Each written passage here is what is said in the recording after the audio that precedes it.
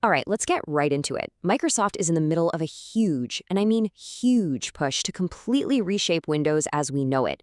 They're building something called an Agentic OS, and today we're going to break down what that actually means and what it might mean for the future of your computer. And look, I'm not just talking about another update with a few new icons and features. No, we are on the verge of a really fundamental shift in how we even think about using our computers. The very core of the operating system is being rewritten. And that's the billion-dollar question, isn't it? There is often this massive gap between what technology can do and what we, as users, genuinely need or even want it to do. And that's the real tension we're going to explore here. So to really get this, we first need to get our heads around this central idea.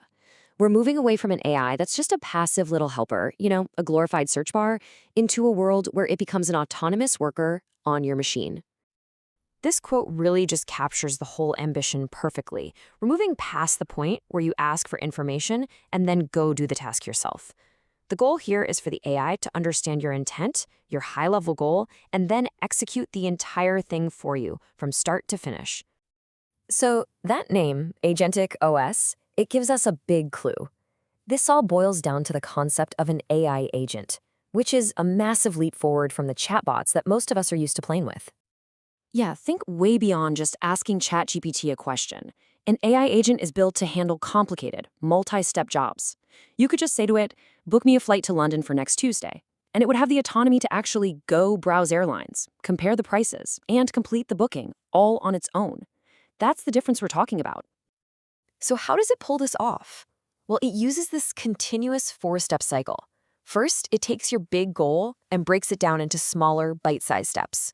Then it takes action, using tools like a web browser or an app. After that, it looks at the result. Did it work? If not, it reflects on what went wrong, adjusts its plan, and tries again.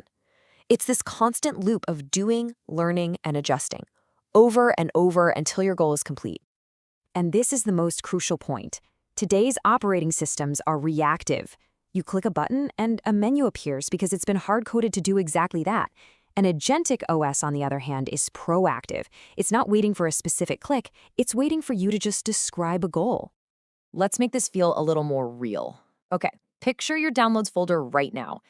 It's probably a mess. Right now, you'd have to manually sort through all of it. In an Agentic OS, you could just say, hey, organize this folder. Put all the images in a pictures folder, sort them by date, and then archive anything older than a month. And the OS would, it would just do it. So now that we've got the theory down, let's look at how Microsoft is aggressively turning this whole concept into the next version of Windows. Because this isn't some far-off sci-fi thing. They are actively building it right now. You've probably seen this happening in plain sight. It all started with the introduction of Copilot. Then came the big push for so-called Copilot PCs with special AI hardware. And most recently, we got the, let's say, controversial recall feature. Microsoft is building up some serious momentum here, whether we're ready for it or not. And this slide right here shows their long-term vision. By 2030, Microsoft believes the keyboard and mouse are going to become secondary tools. The future they are building is one where we mostly interact through our voice, through gestures, and by the AI just understanding the context of what we're doing. So how are they actually making this all work? Let's peel back the layers a little bit and look at the three core pieces of architecture that they're building right into Windows to power this whole agentic future. So it all rests on these three technical pillars. First, there's Copilot Actions. That's the interface you'll actually talk to. Second is something called the Model Context Protocol, which is basically a new language for the AI to talk to your apps. And third, you've got agent workspaces, which are these secure sandboxes where the AI can do its work without messing up the rest of your system. Let's break those last two down a bit more. So let's just pause on a really tricky technical problem here. If you tell an AI to find a specific file, how does it actually see your file explorer?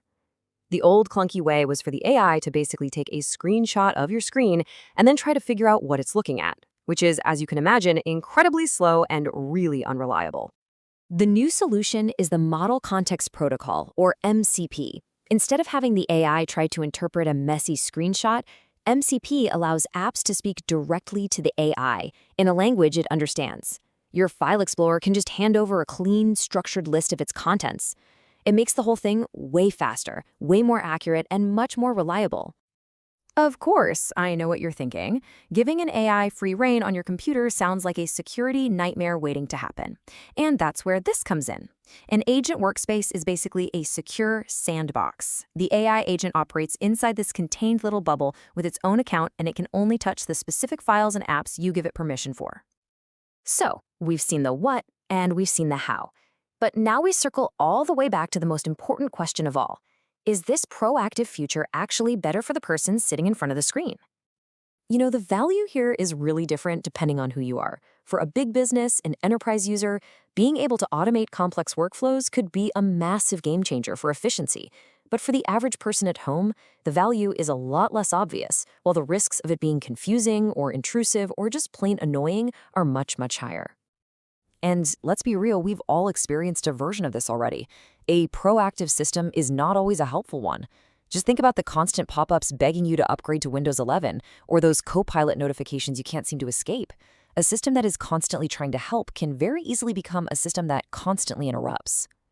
This quote from the source material just hits the nail on the head. The technology to build an Agentic OS is here. It's totally doable. But the central conflict is whether this is a solution in search of a problem for the average person, something driven more by Microsoft's grand vision than by genuine user demand. So, as we watch Windows continue to evolve, this is the question we're all left with. We might get a computer that can do our work for us, but what's the trade-off? Is the price we pay for that convenience our privacy, our simplicity, and ultimately, our peace of mind?